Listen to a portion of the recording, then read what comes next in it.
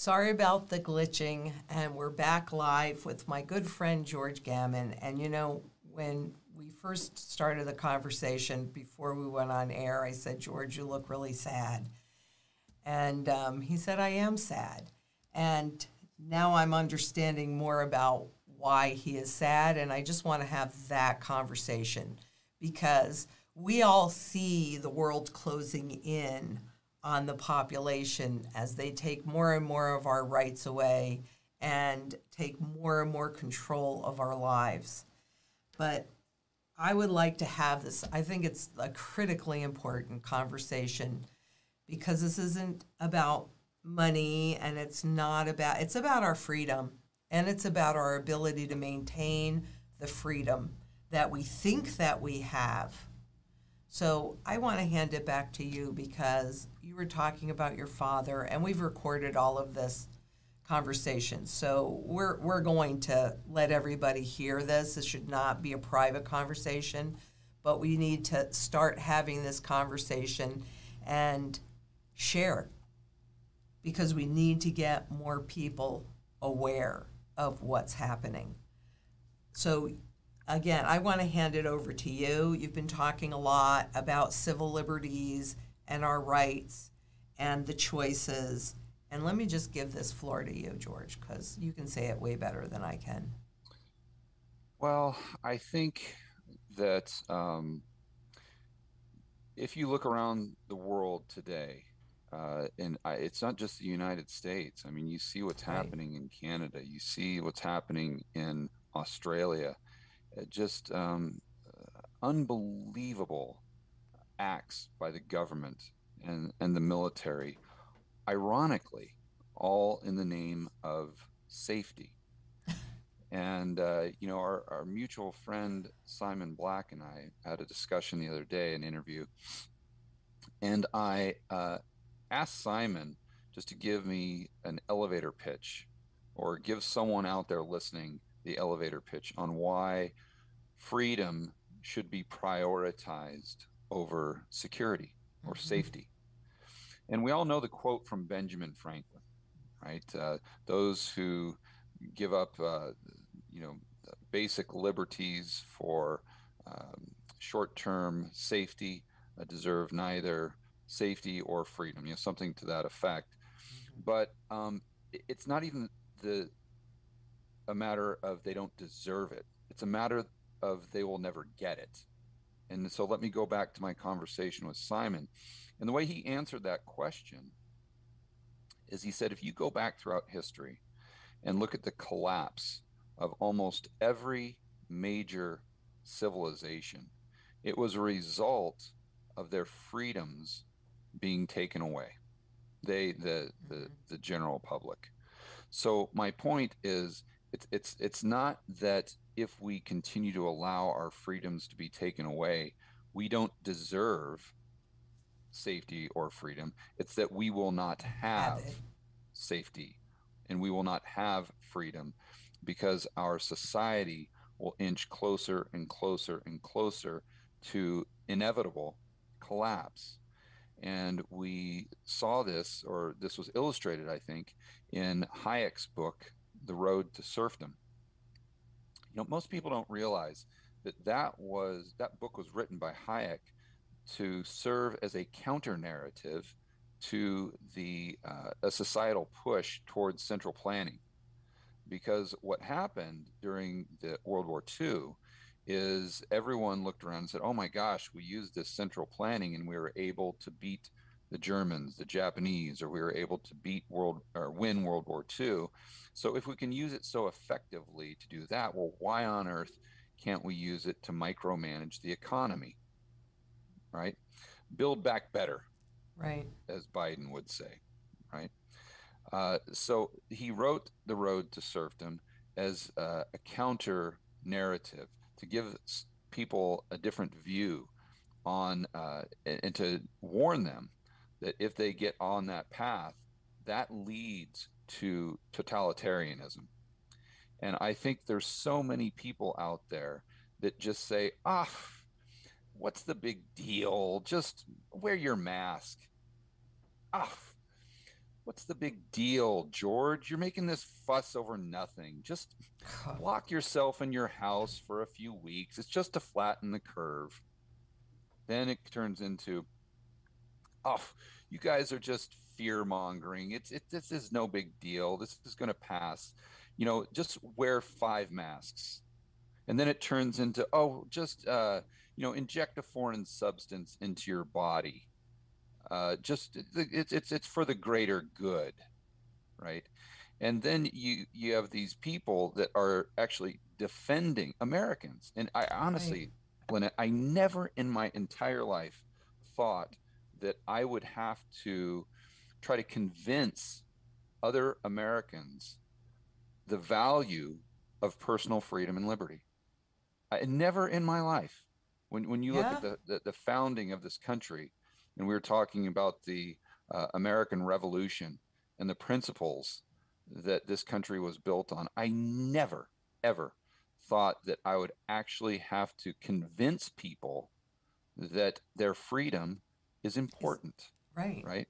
And I understand the pushback is always, well, it's this short-term thing for safety. Yes, there's some restrictions, but these will pass. And we've had these restrictions before. I want to keep it YouTube friendly here. Right. We've had Nice. these restrictions in the past for polio or for this or for that. Listen, if you have that myopic a view of what the government is doing, I mean, I don't know Oh if there's God. anything that I can do to open your eyes, right? You have to use critical thinking, for heaven's sakes. You have to do a cost benefit analysis. You have to determine what the downside, what the side effects are, what the long-term consequences potentially are of what your, we'll call it the cerveza sickness. You have to do that with the medicines that the government is recommending, let's say. But then here's the component that most people don't, the variable, let's say, that most people don't consider when they're doing that cost benefit analysis. Who's the government that's trying to force this upon you in the name of safety? You see, no one's talking about that. And Right. as an example, let's just assume that the German government in the 1920s was trying to get you to inject a foreign substance into your body. Okay, let's just say that it's for smallpox or something like that. Let's say it's for the measles or something Some, XYZ, right? right. But then fast forward, and let's say the German government in 1938 is trying to do that. Okay, those are two different governments, and that is two completely separate cost benefit analysis when you're looking at the actual costs or potential costs, right? So what people are completely omitting from their evaluation is the government that is trying to force this upon us. So let's just think this through, right? People say, oh, well, we've got to be able to trust the government. We've got to be able to trust the institutions. They're doing this all based on, let's say, quote unquote, science. If you, and I would challenge every one of your viewers to go out there and do the research yourself when it comes Yes. to the, let's say, the medicines, when it comes to natural immunity, which is if you have, let's say, the cerveza sickness, do you have any natural immunity? And if so, how does it compare to the medicine?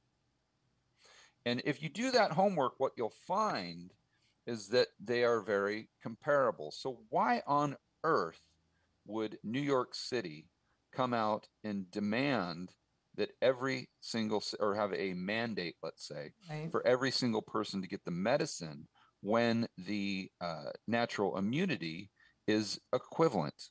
So I'm just going through this thought process because whenever you do this, you come to the same conclusion. And this is what I've been tweeting about nonstop, that I don't know why they have this insatiable push for every single person to get the medicine. I don't know why. I can only speculate. But I do know one thing, that it's not about health. It's not about health I'd agree because with they're that. lying to you. Hmm. They're not being honest, and they're censoring uh, Opposing mainstream views. people, any opposing Yeah. views, no matter how legitimate the scientist is, no matter how legitimate the doctor is, they're completely censoring them. So you scratch your head and say, well, why would they do that? Then that goes back to the cost benefit analysis and trying to figure out, okay, what are the risks that I have long term for giving the government, this government, the power, control, and authority to basically just do whatever they want, lock me in a cage, and force me to inject any foreign substance into my body, nonstop. By the way, Oh, yeah.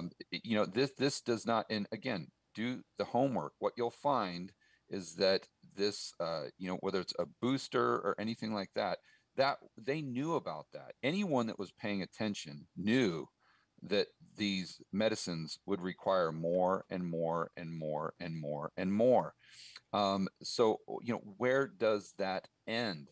And then even if you're someone that is in favor, let's say, of giving the government this type of power and control in the name of safety, what you have to understand is at some point in time, they're going to use that power against you. Right. Exactly. That's what people don't get. They think Yep. that, oh, if we can just get the right people in politics, if we can just get the right government, the right people there, then all our problems will be solved. Well, that doesn't work. No, And it the reason doesn't. that doesn't work is because eventually, if you give the government enough power, you're going to get someone in charge or a group of people in charge that is has malicious intent, that has an insatiable lust for power and doesn't care about the people and just wants to micromanage them. And we've seen that again over and over and over again throughout history. So the answer is not better government, better regulation. It's smaller government, because what happens with smaller government is those people that are, quite frankly, evil, the sociopaths, they have no interest whatsoever in applying for those positions. They don't want to be a politician because the politicians don't have much power. They want You to be a see, banker.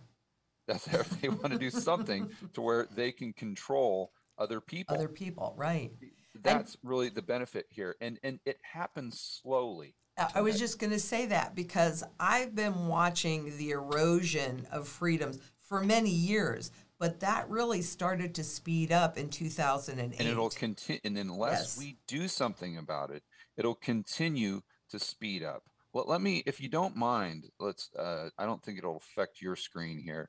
Let me just share with your viewers something that I found the other day that I Absolutely. think really sums up everything that we're referring to, and the real dangers of continuing to allow the government to take Take more more and and more more of our control. freedom Oh away yeah. I from mean, us, this while has we been going just, on. don't pay any attention to it. Okay, fine, I have to wear a mask, but I'm not going to say anything. Fine, I have to inject a foreign substance into my body, but I'm not going to say anything because I need to worry about taking my kids to school. I need to worry about my job. I need to worry Yeah. about taking them to soccer practice. And they just delegate their thinking to CNN as an example. Well, Here's the danger of doing that.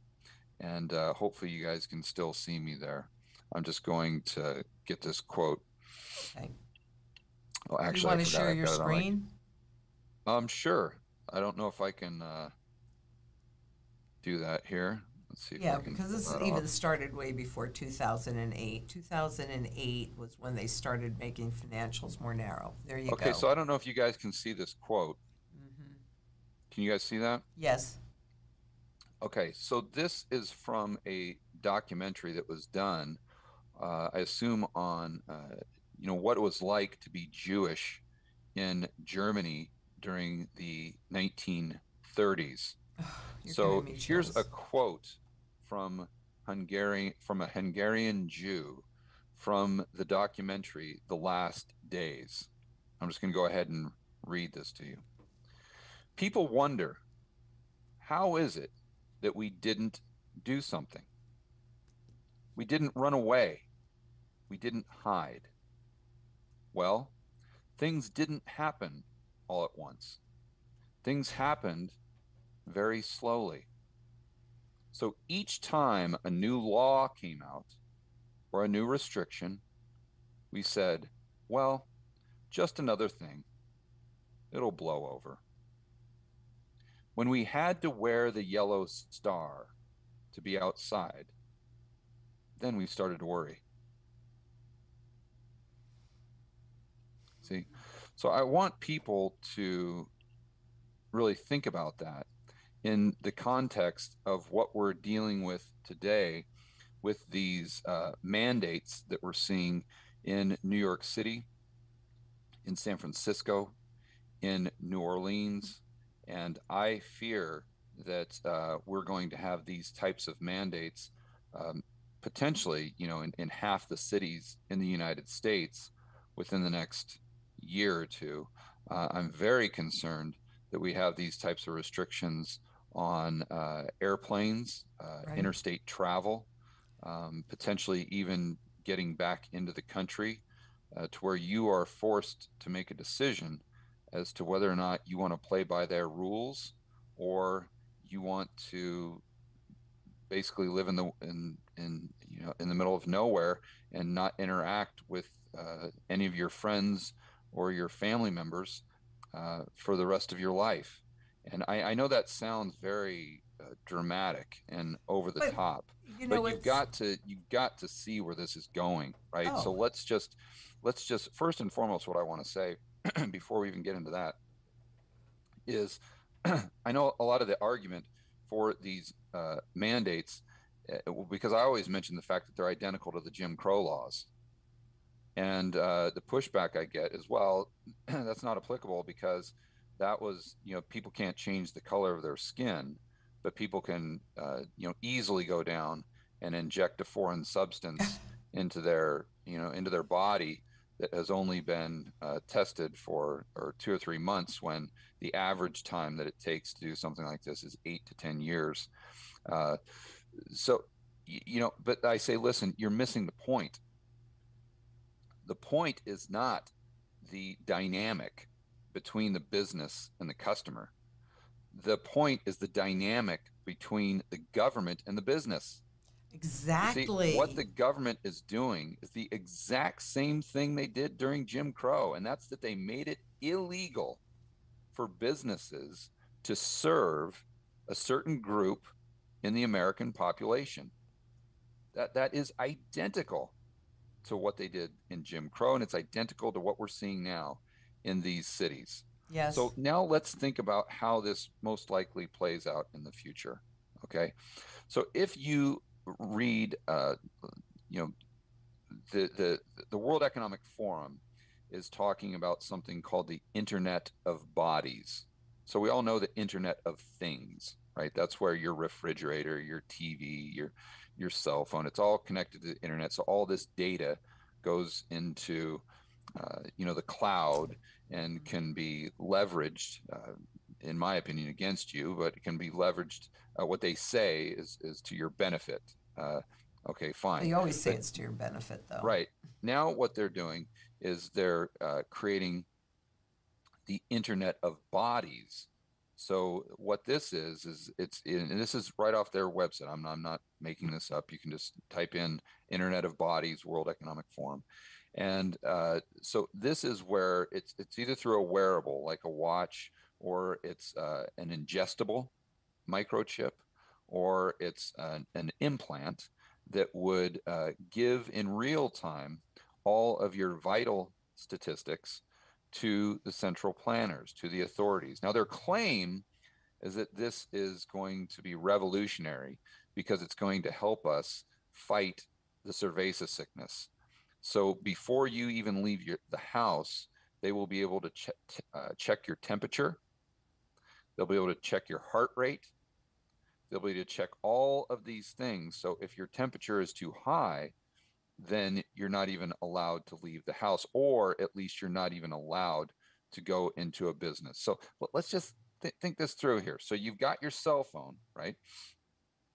And you got your cell phone, and you've got your passport on there that, let's say, has a green light. It's giving you the green light because you have gotten all your medicines, you're up to date, and so now you can actually go and meet your friend at a restaurant. Okay. Well, if your temperature is a little too high, then, oh, nope, nope, that light's going to go from green to red. So now all of a sudden you've got to call them up and say, I'm sorry, I can't meet you. If your vital signs are showing something irregular, you're not going to be able to go to that family reunion. You're not going to be able to go to that movie. You're not going to be able to go to that live music venue.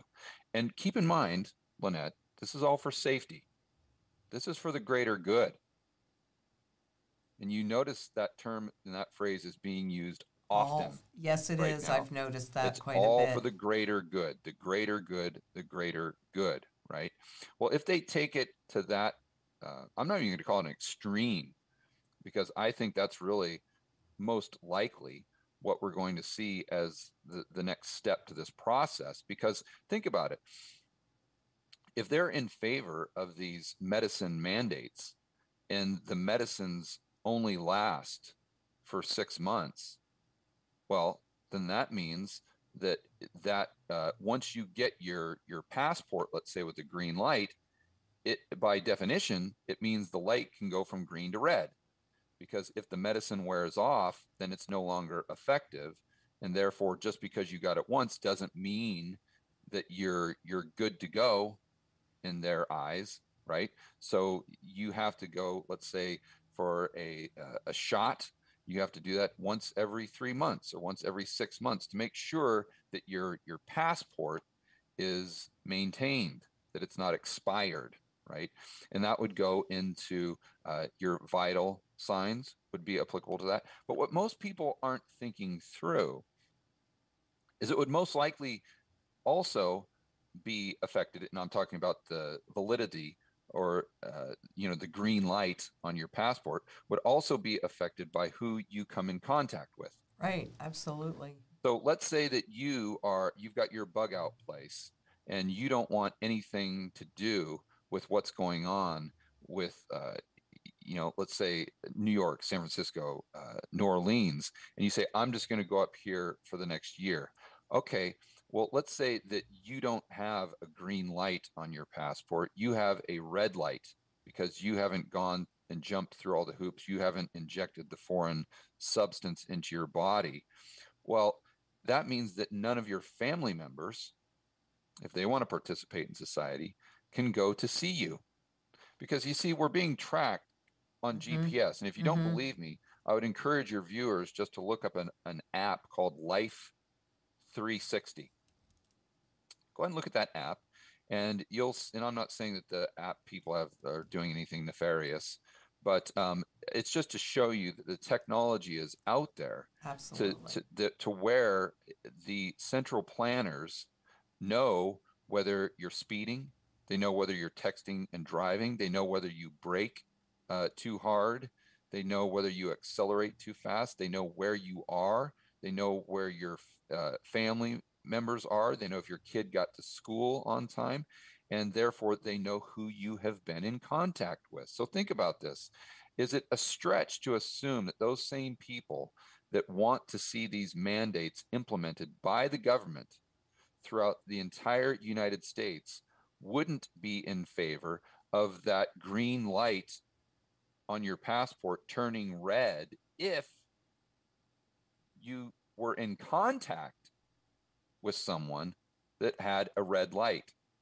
You see, so in other words, if you were in contact with someone who was unvaccinated, if you were in contact with someone who was a day late on their booster shot, if you were in contact with someone who might have a fever, all of a sudden your passport goes red. Now you can't go to the restaurants, you can't go to a movie theater, and you basically become some sort of societal pariah where no one can visit you either, because they're in fear of their passports also turning red and them being in the same position that you're in. You see, let's go back to Simon Black's example, his elevator pitch on why freedom is more important than safety. See, that world that I just described, I'm sure scares every single one of your viewers. Oh, it scares me. And Yeah. unfortunately, there are no certainties. There are only probabilities. But I think there's a very good probability that that's the direction we're going as a society. So then you have to ask yourself the question, okay, what does that do economically? How are we producing more goods and services or fewer goods and services? And obviously the answer is fewer goods and services. Right. And that's how, and that's why all these civilizations have experienced an economic collapse in the past when the freedoms of the general population are eroded by the government and the central planners. And I could go on and on and on for the next 2 hours about the dangers, but that's the first thing that I'd encourage people to think about if they find themselves being in favor of sacrificing some of those short-term or sacrificing some of those essential liberties for some perceived short-term safety. Right. Right. I've been watching what's been happening in China, particularly, and their level of control over their citizens. And, I thought that that was the roadmap that the whole world was going to follow, since they clearly know how to do it. And yeah, it's the Chinese, and I'm not going to say it's the Chinese because I think that it's going to be there, it's going to be here, it's going to be everywhere. In Europe, where you have a social, we'll call it a social credit score, and everything that I've been talking about, we'll call it the health passport. Everything I've been talking about with the health passport, all of that data will feed into your social score. And the central bank digital currency that I think we're moving towards, the transactions that you make on a daily basis will also feed into your social credit score. And I did a whiteboard video on this. It's coming out this evening. So let's just, and for most people, they don't really understand, the dynamics behind a central bank digital currency and how that's any different than the digital dollars that we use right now. Right. And the main difference there is that we all have a bank account with the Fed. And I believe that the government really kind of controls the Fed. So right now, if you have an account with Wells Fargo or Bank of America, when you go out and buy, let's say, a gun, okay, well, that data goes and that shows up on your bank statement that is with Wells Fargo. But we have hundreds and thousands of banks in the United States. So all of this data is relatively decentralized. Okay. But what happens is if every single person has a bank account with the Fed, and every single entity, by the way, has a bank account with the Fed, then all of that information, all of the transactions that occur daily in the United States by all 350 million people, they all go into this central database where they can determine, they know exactly in real time what you've purchased and how much of it you've purchased, and that of course goes and affects your social credit score. So as let's just say that you went out and you bought you were buying an excessive amount of alcohol. Well, that's going to obviously or cigarettes, let's say. Well, that causes secondhand smoke. The alcohol could lead to a drunk driving accident. Therefore, obviously, we need to reduce your social credit score. Let's say you go out and buy a gas-powered vehicle that only gets 10 miles to the gallon because you have to go up to your bug-out spot or whatever. Well, obviously, you're destroying the climate. And if you're destroying the climate, you want humanity to go extinct. So if you're some sort of sociopath that wants all human beings and the planet Earth to die, which is obvious because you bought a gas-powered truck that gets 10 miles to the gallon, then your social score needs to be reduced dramatically. Well, it's same thing, ditto that for if you go out and buy a gun. Well, obviously, if you buy a gun, you're some sort of domestic terrorist, because there's absolutely Right. no rational reason why anyone would want to own a gun. Therefore, your credit score, your social score needs to go down. What if you buy gold? Obviously, the Hmm. only people that buy gold are these crazy Austrians, or people that consider themselves freedom lovers or quote unquote patriots, and they're dangerous. They're dangerous to society because they want to unplug from our current monetary system. And so, therefore, we need to make sure that we know every single person that buys gold and how much of it they buy. And however much they buy, we need to reduce their social credit score by X, right? Well, how about Bitcoin? And people say, oh, well, they can't determine. Yeah, but they control the on ramps and the off ramps Right. for Bitcoin. And so I had a conversation with Caitlin Long, who everyone in the Bitcoin space knows who Caitlin is. And, I said, listen, if I have $1,000 in cash right now, and I was prevented from being in the banking system. They locked my accounts. They would not allow me to have a bank account because my social score, let's say, wasn't at a certain level. How could I buy Bitcoin? She says, you can't. You can't do it legally. There's no way. So you see, they have control, or they can monitor that as well. Let's talk about UBI. Right? Well, if your social score goes down to a certain level, then why on earth would the government give you your STEMI check? Hmm. You see, they've got all the ways to pull the strings. If you're getting a loan from the Federal Reserve, which I think people will in the future go around the commercial banking system, why should they give you that the same interest rate that they give someone with a perfect social score, right? They're going to give you a higher rate of interest if they even give you the loan to begin with, right? Why should we? I mean, you can go down the line, and this is the path we're on right now. Now we Yeah, can it get off. is. We can get off. That's the hope. That's right. But people have to. But the only way we can get off is if people understand that we're on the road in the first place. Yeah. Yeah, So exactly. you go back to this quote from the Jewish people, in the Hungarian Jew that they interviewed for this documentary. Go back to that quote, and the reason why they didn't get out of Dodge, the reason why they didn't take action, is because they didn't realize they were on the road to serfdom, let's say, or even worse, to begin with. So step number one is realizing that you are on the road to totalitarianism.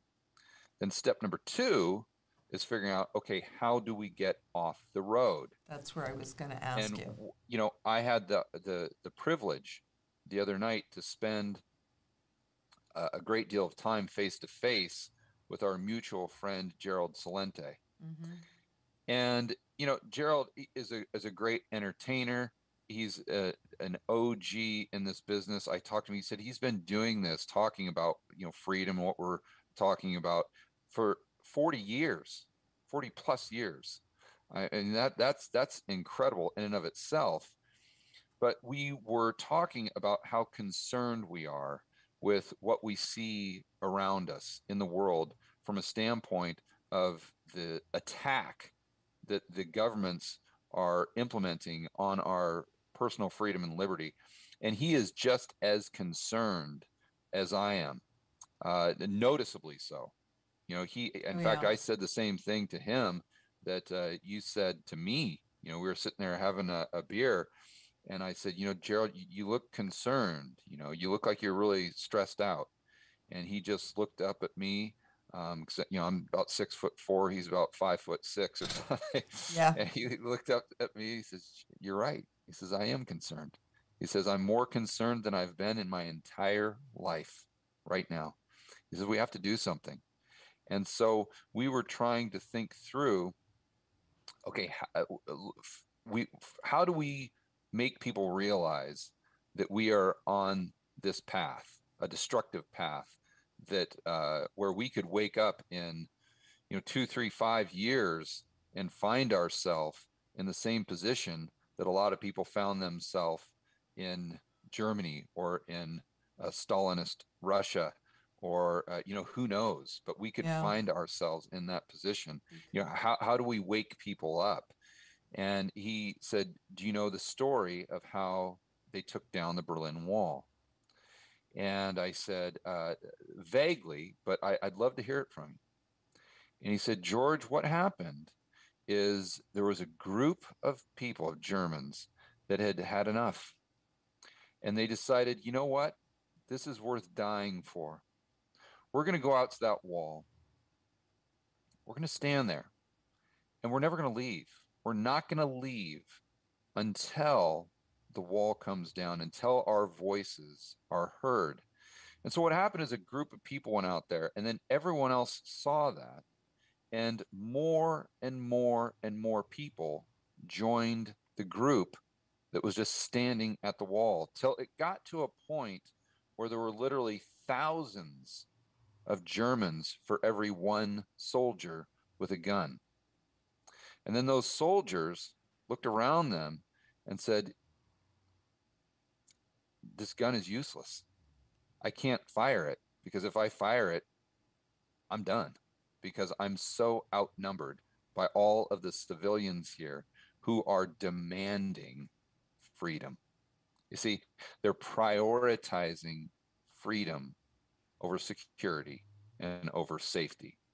And then the soldiers just put down their weapons, and the wall came crumbling down.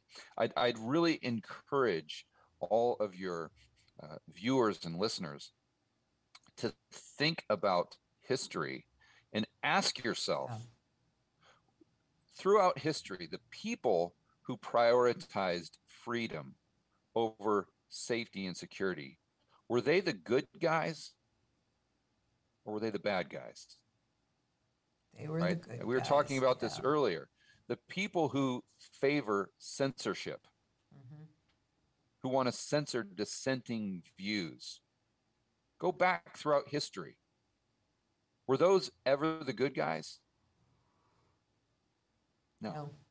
Those were always the bad guys. And not just the bad guys, the evil guys.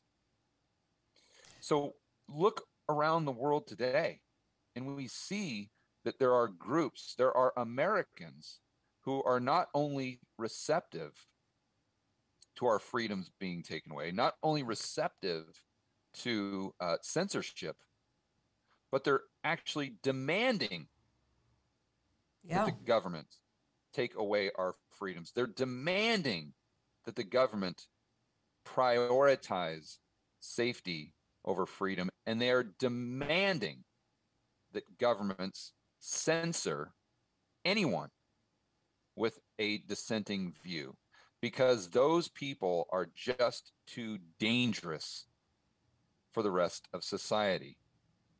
When you look at history, it becomes very, very clear in 2021 who the good guys are and who the bad guys are. All you have to do is study history. Well, wow.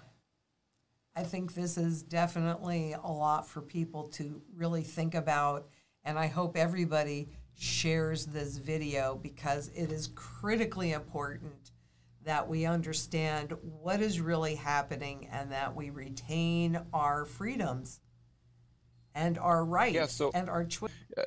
For your viewers who follow my content, you'll notice that I still talk about economics and the Fed and quantitative easing, and I'll always do that because that's a passion of mine, and I just it's just so fascinating, and I think it's incredibly important.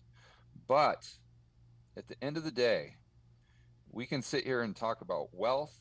We can talk about gold. We can talk about Bitcoin. We can talk about commodities. We can talk about QE. We can talk about the dollar. Right. We can talk about all these things, but if we don't have freedom, we got nothing. Exactly. We got nothing. And that's why a lot of my content lately has revolved around this topic. And it will continue to revolve around this topic until I feel as though we are on a different path. So that's what I'm doing. It's taking up 100% of my mental bandwidth. I think people will hopefully be surprised in a good way about what I'm doing and how I'm trying to move the needle in the months to come, because I'm going to put 100% of my time and energy into opening up people's eyes so we can get off this road to totalitarianism.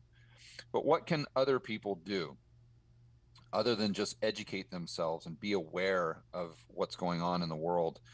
I think people have to realize this concept that we had in when I used to train salespeople, and it's I would with the new salespeople, the amateurs, you find that what they try to do is they take 100% of the people that they see and they try to sell every single person. And what ends up happening is they waste a lot of their time. Mm-hmm. And I would always encourage new salespeople to try to only focus on the people who are receptive to buying your product in the first place. And if you focus your time and energy on making sure that you close 100% or a very high percentage of the people who are receptive, you're going to do far, far better than if you try to sell 100% of the people that you see. Right. Right? Because the concept there is that there's a third of the people that will naturally be open to hearing your pitch. There's a third of the people that no matter how amazing your product or service is, they're just not going to buy it. They're never, ever, ever going to buy it. So you have to realize that right off the bat. But then there's the third in the middle.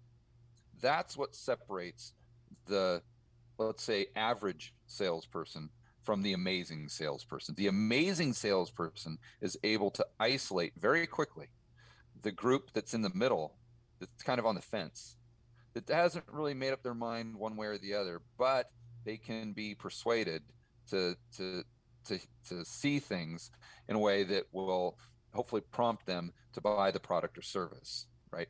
It's about isolating and figuring out who the third of the people are. So in relationship to what we're talking about, I'd really like to I'd like all your viewers and listeners to go back in time in your own life, in your own journey. Right? There was a time that every single person watching this video right now, they didn't know who you were. They didn't know who on earth Lynette Zang was. They didn't Right. really understand gold. They didn't understand sound money. They didn't understand the IMF. They didn't know who George Gammon was. They didn't know the Fed. They didn't know, what a balance sheet was. They didn't know about the damages of deficit spending. They didn't know any of that stuff. But I would assume that the reason they came across one of your videos, or maybe the reason why they initially clicked on one of my whiteboard videos, is because they just looked around them and they knew something's not right. I don't know Right. what it is. I can't put my finger on it, but something's not right. How can the government print all this money with no downside?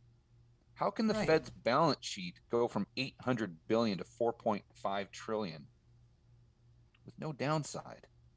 How can we be on a gold standard and where those green pieces of paper are redeemable for something of true value, something tangible, and all of a sudden in 1971 we just say, yeah, forget it. Now they're not redeemable for anything. They're just green pieces of paper that have an intrinsic value of zero. Mm-hmm. How can that have no downside? How can us giving the power to imperfect human beings in an imperfect world, giving them the power to create quote unquote money, How can that not have a downside, right? And then take it to what we're seeing today in 2020 and 2021. How can us giving the power to the government to lock us in a cage, to force us to shut down our business, not allow us to take our dog for a walk on the beach? How can that not have any downside? How is it that our institutions that we are supposed to have faith in, that we are supposed to trust, how is it that they can contradict themselves over and over and over and over again? How is it that our politicians, our leaders that we elect, can come right out and admit that they've been lying to you because you couldn't handle the truth, right? And what I'm referring to specifically is the Biden administration. And I want to be very clear, I dislike all politicians equally, right? I'm not on the right, I'm not on the left. I will rip apart the right just as much as the left. But what we saw recently with the Biden administration, when they acknowledged that, oh yeah, by the way, you're going to most likely have to get a booster shot, they specifically told the media, because the media said, well, wait a minute, over the last month or so, or few months, you've been selling the general public that they would never, ever have to get a booster shot. And they came right out and said, yeah, that's true, because if we would have told the public the truth, then we thought it would discourage them in getting the medicine to begin with. Just blatantly coming out and they saying that, yeah, we lied to them because we thought it was for the greater good. Greater good. So you have all of these institutions that not only contradict themselves, but just constantly lie to you over and over and over again. You see? And people need to realize that if you give these types of people more and more and more of the power, this does not end well. No. And it goes back to what I was saying at the beginning, that I don't know what this is about, but I know one thing, that it's not about health. And what draws me to that conclusion is the behavior of all of the people that we are supposed to trust, these people that are supposed to be based on just the data, right? These people that are supposed to just give us the facts and let us come to our own conclusion. These are the people that admit that they hide the facts from you constantly. You see? So my point is, we've got to find the third of the people that were just like you. Every single person watching this video right now, those people, your friends, your family members, the people that you know in your church group or at work, the people who are right now just like you were before you ever saw a Lynette Zang video, where you look around at these politicians I just talked about and these institutions that you're supposed to trust. And even if you're on the far left, I don't care where you are on the political spectrum, even if you're someone that is very pro, let's say, mandate, right?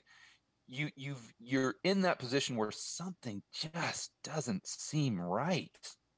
Trust it's just your gut. Something's wrong. Something is wrong here. See, those are the people that you have to isolate, for lack of a better word. Those are the people you have to find. And those are the people that you have to just do your best and not just beat them over the head with, this message of freedom over safety, but just, have conversations with them, maybe share some things, share some videos with them, and try to get them to open up their eyes. If we all do that, if we all just try to open, 2 or 3 people's eyes that are within our social circle, that's going to really, really, really move the needle. And so if all of our viewers and all the people in our community, if they can do that on their end, and then if you if Gerald Celente, Simon Black, all the people that I talk to on the Rebel Capitalist show, if we all, continue to just put the pedal to the metal and create this type of content and just give people the facts, share with them, and hopefully encourage them and share with them the history that we've studied, Right. that have allowed us to come to these conclusions. That's where I think we're going to have a huge impact. And we're going to wake up in 5 years, and instead of being in a totalitarian police state, we're going to be in a world which reminds us of the world that we grew up in. And that's right. where we had the freedom to choose. And we had, there's going to be problems. There always is.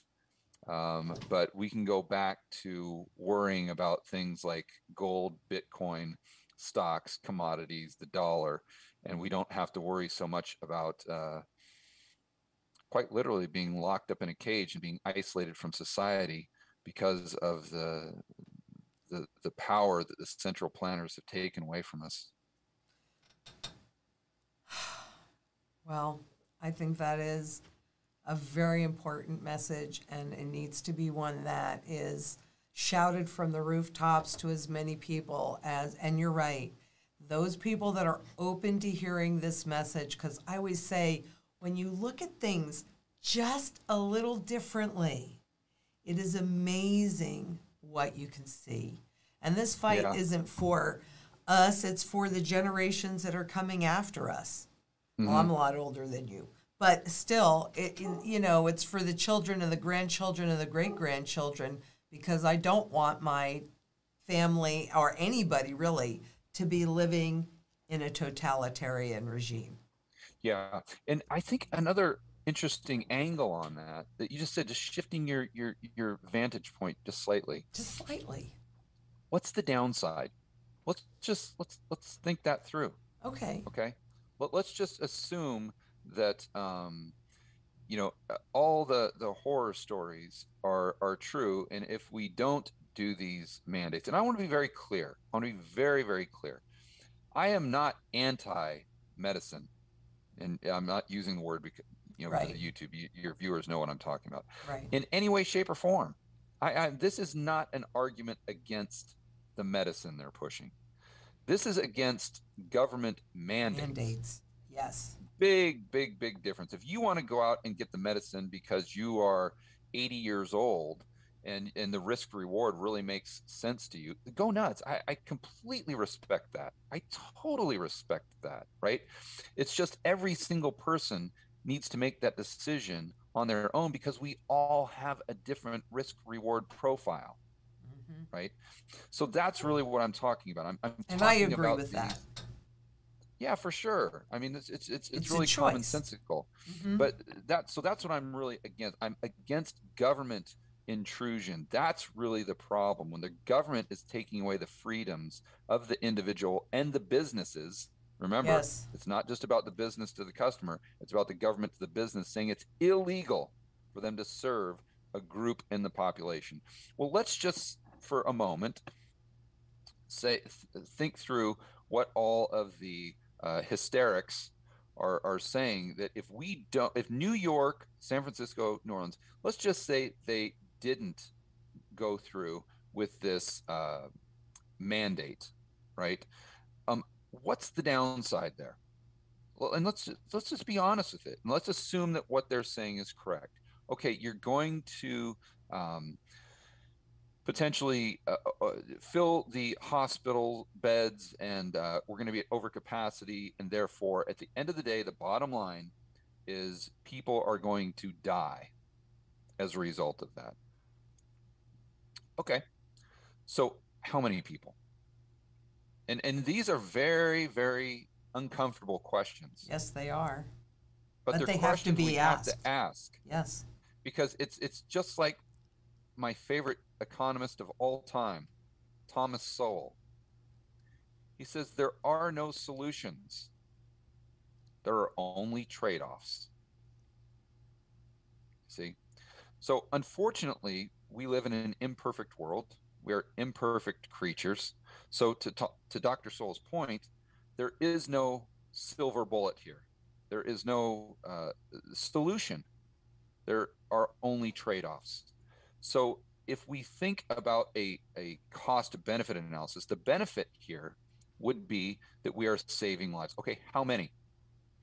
And let's just say that a mandate like that would save 1,000 lives. Okay, what's the cost? What's the cost? And people would say, oh, well, it's just a matter of people getting a vaccine. There's really no cost involved there. And I would say wrong. There is a cost, because remember, there's three components to the cost benefit analysis here. It's not just worrying about the cerveza sickness and doing the data and looking at the numbers there. It's also the downside to the vaccine. It's also the government that you're dealing with. And remember, these governments, San Francisco, New York, New Orleans, they are lying to you. They have an ulterior motive. And the reason you know that they do, the smoking gun, is the fact that they omit people with natural immunity. You see, if they were actually being honest, not that I would favor this, but if they are actually being honest, they would say, okay, the passport is green if you have the medicine or if you have natural immunity. Right. Because they have the same health effect, right, or the same benefit. They're almost identical, right? So that if they were being honest, that's what they would say. But you notice, whether it's Biden, whether it's de Blasio, whether any of these crazy politicians, you never, ever, ever once hear them talk about natural immunity. Why? Because it would completely destroy the narrative that 100% of Americans need to get this medicine. That's how you can tell that those governments are trying to manipulate you. And that's the third component to the cost benefit analysis, is what is the government? Who is the government? What are their motives? What are their incentives? How crazy is the government that is trying to push this agenda down my throat? See?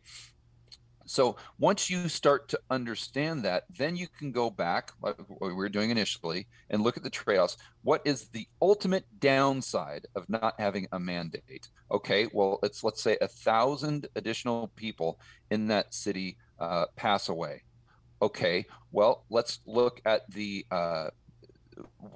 what happens, or that's the benefit, that those people do not pass away. Well, what is the cost? The cost is that we get closer and closer to this world that the Hungarian Jew talked about in this documentary about what life was like in the 1930s. That's the cost. That's the risk that we're taking, you see. And people need to understand that risk and the severity of the risk. And if you look at the severity of that risk and what it means, especially in the context of what we've lived through in 2020, right? If it were just something where it's just this, it's a medicine, George, what's the big deal? We're not in danger. The government isn't even close to what we saw, throughout history as far as being totalitarian. I would just say, yeah, did you see 2020? That's when the government locked you in a cage. That's when they wouldn't allow you to leave your house. That's when they forced you to shut down your business. So to think that we are not close to a totalitarian regime, I think is utter nonsense, and is just burying your head in the sand, right? So that's really the risk side of the spectrum. Look at what's happening in Australia right now, where they've literally turned the military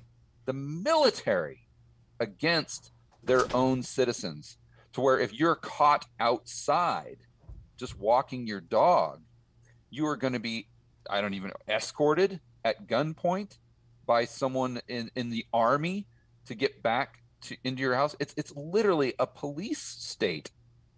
So is saving those 1,000 lives worth turning the United States into a totalitarian police state? Is it worth going back and instituting what are effectively Jim Crow laws? Mm-hmm. That's what we're dealing with that's here. What the cost and is. That's what people have. That's right. That's the cost. And that's what people have to come to terms with when they're analyzing the trade-offs in their own mind. And I think that, and some people may have a different view. That's fine. But I think the majority of the people that look at things through that lens will come to the exact same conclusion that you and I are coming to, that we need to do the very best we can to protect people. We need to do the very best we can to make sure that people are safe, but we can't do it at the expense of freedom. Right. That's the important point. Exactly. That is a really important point. Wow. This is a conversation that not only needed to happen today, but needs to happen again and again and again.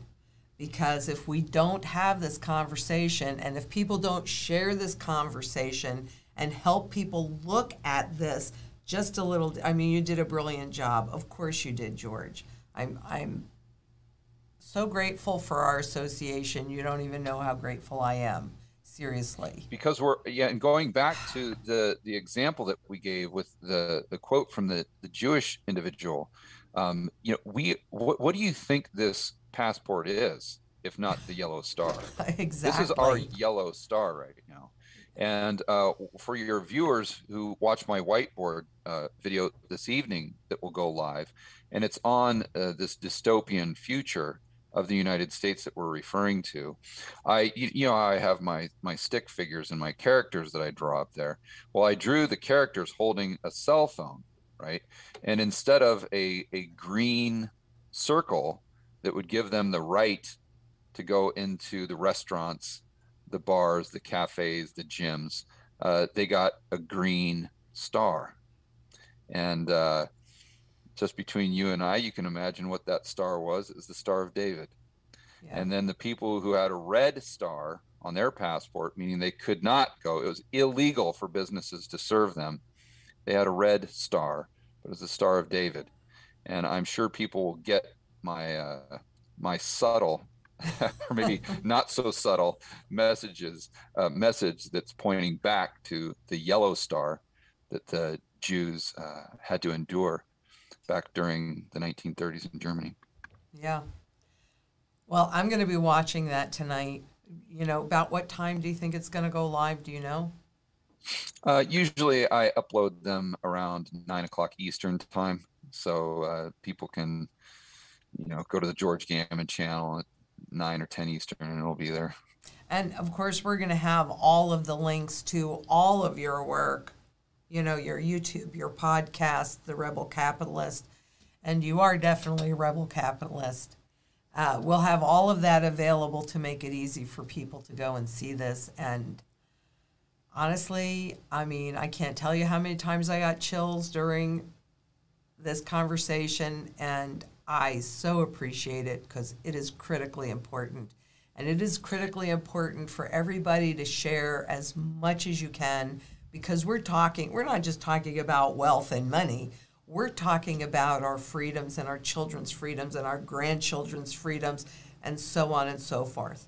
I've said this before, there are more of us than there are of them, but we have to stand up and say no. We have to. So that's right. And, let me conclude with just please. A story here. And I think hopefully it will inspire a lot of your viewers, because it sure as heck inspired me. During the time of the Revolutionary War, let's call it 1770s, 1780s, if you look at the diaries of a lot of Americans during that time, they actually referred to it as a civil war, because there were a lot of Americans that were actually loyalists, right, to Britain. They're called Tories. And if you go through and read why they were in favor of staying loyal to the crown, let's say, it was for one word. You can summarize their entire position in one word: safety. because their argument was that Britain had the world's largest navy, and that they could protect the American colonies from all of these people who could do harm to them. They could protect their shipping routes. They could protect the ports in New York. So even though the king was, tyrannical, let's say, and was trying to micromanage their lives and overtax them, well, even though they were trying to take away their freedoms, it was a price worth paying because of the protection and because of the additional safety. Right? Now, let's look at the Patriots. Obviously, for anyone who, I'm sure you guys all studied that in high school, but the Patriots believed the opposite. You see, they said that, listen, we don't care about the safety. We don't care about the protection from the government, from the king. We want all the risk. We want to be left alone. We want to be able to make our own decisions. And their whole entire argument was, we were able to summarize it in just one word: freedom. Freedom. The Patriots wanted freedom.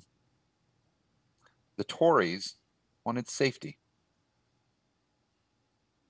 So for all of your viewers right now, or most of them, I think they would be on the side of freedom today in 2021. Absolutely. Over safety.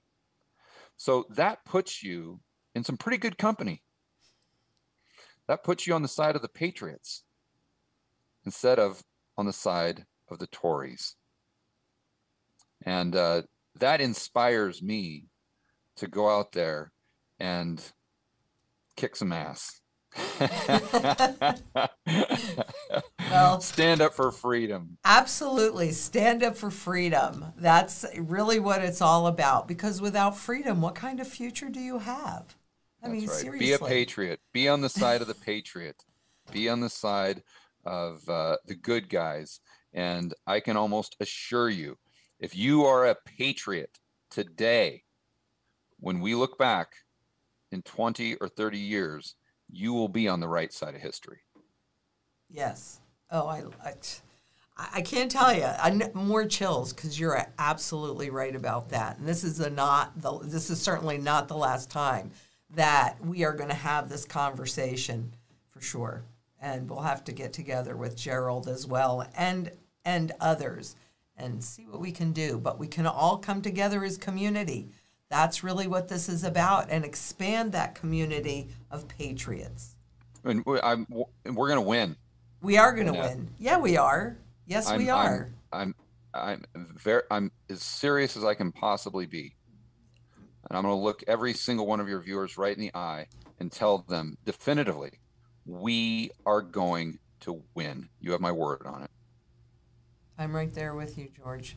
I'm absolutely right there with you.